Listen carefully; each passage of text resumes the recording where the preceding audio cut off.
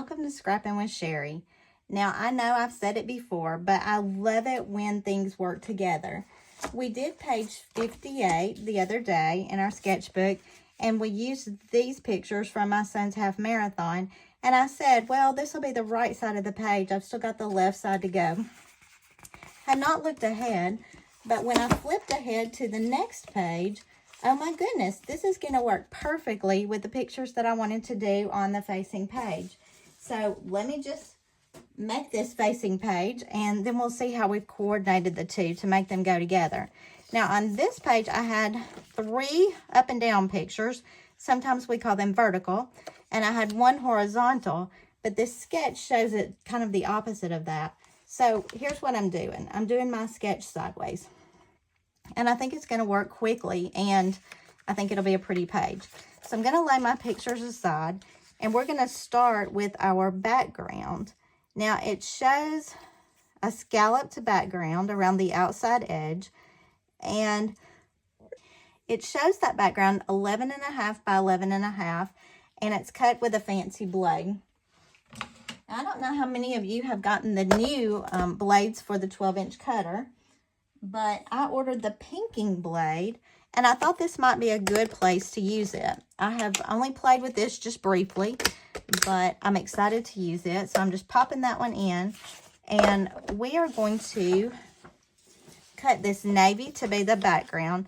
Now, to make this 11.5 all the way around, and to make a design all the way around, I'm going to need to shave off 1/4 of an inch on each side. 1/4 of an inch.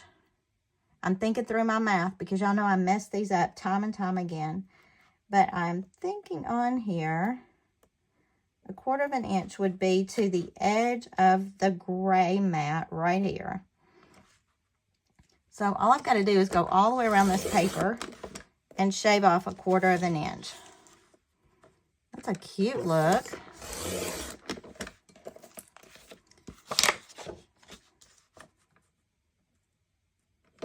We'll see in just a minute if my math was right or not, right? I know some of you at home are probably saying, oh, Sheri, you should have done something, but we'll see.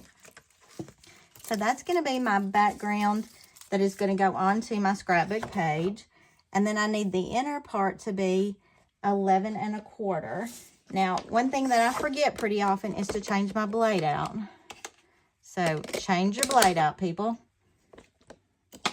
And I need this to be 11.25, which means I need to shave off 3/4 on one side and either top or bottom. I don't have to go all the way around because I just need 3/4 off here and 3/4 off here.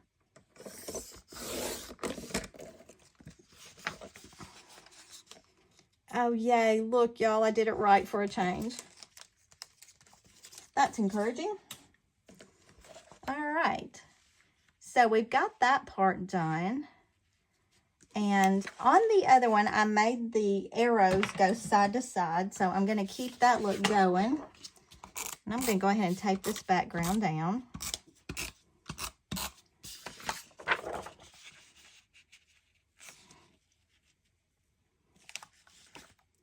And I laid my scraps to the side after I had done that other page, thinking, okay, when I get to this page, I want to make some things coordinate with this.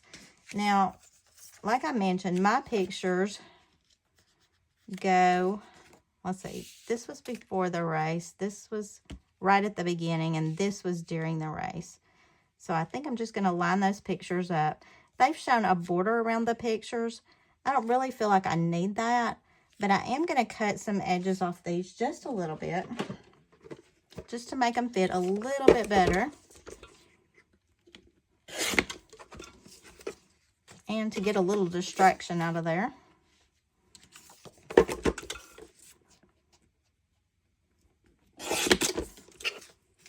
It is okay if my pictures go off the edge of this page, but I don't think they're going to now that I've cut it down some.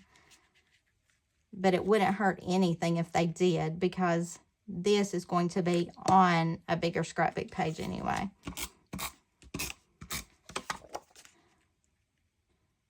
And I think I will leave just a tiny bit of space in between these pictures, just so they don't run together too much. Okay.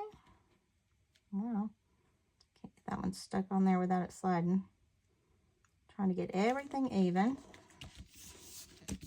All right, so we got those pictures on.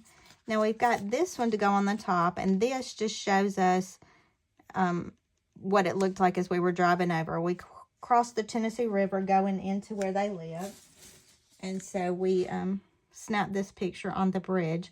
So I think I'm going to take a piece of navy and mat this. I had some scraps of navy laying over there, so I'm just going to weld these two together and use these scraps to get this matted. It almost fit, but I'm going to go this way with it anyway, so that's all right.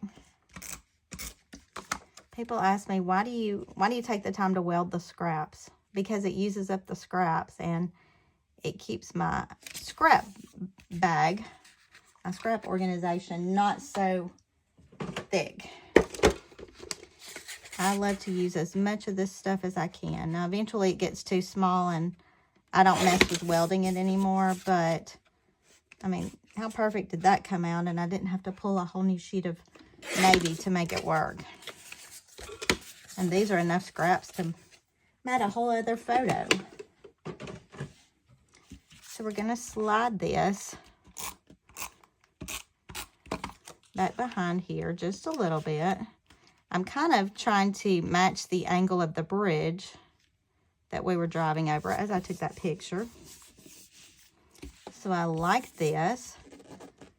So let's see what other elements they've added on here. Now I am going to do my journaling on the opposite page. I added a peekaboo pocket on that to allow me to do the journaling. But let me see what, I had these embellishments left from the collection I was working with. So I could do this and this. And that pulls in more embellishments, so that carries my colors. The only thing I'm missing is the fact that I had some of that, I had some of the paper from the Seaside collection. And I had used it on the opposite page. And I don't have any on here to bring some extra color across. So how could I do that? I don't really like that in there. I do like this over here. I like that there. I'm wondering if we could add just a little bit of this sticking out here and then set that on it. Because I do want to pull in a little bit more red than just our embellishment. Don't love that.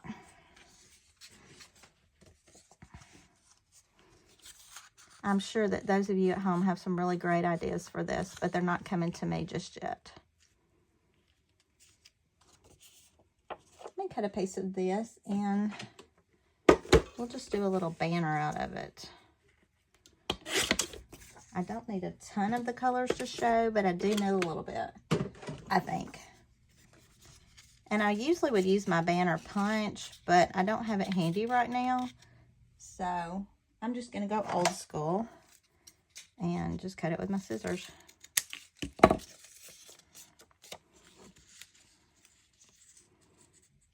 So what if I stick that there? We do this here.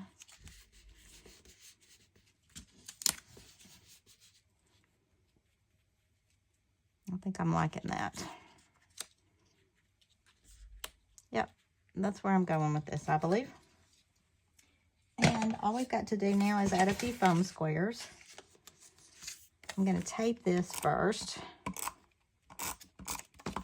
I could keep this lower and keep all of my embellishments clustered down low.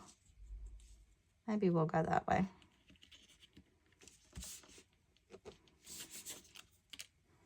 And then you know I like to foam square my embellishments. Again, it's an embellishment, not a sticker. And even though I'm using these teeny tiny foam squares, it just doesn't need a lot to pop it up.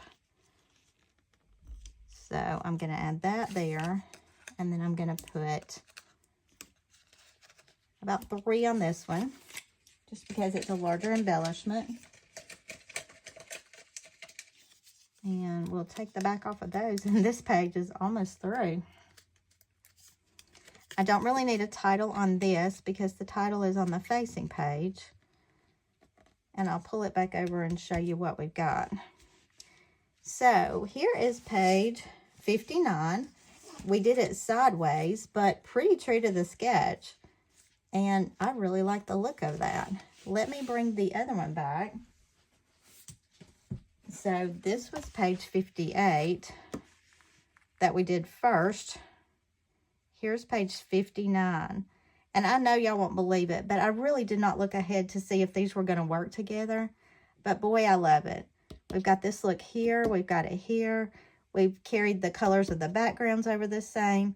Here, we've got this matting in navy behind, and here we matted all the pictures in navy. The title is on here, and my peekaboo pockets will have my journaling. So we've just done 2 pages by completing page 59 in our sketchbook for this side. So I can't wait to see what page 60 looks like. Let me just look at it, because who knows what we'll come up with for that. So there will be page 60, and we'll be doing that next time. Until then, happy scrapping.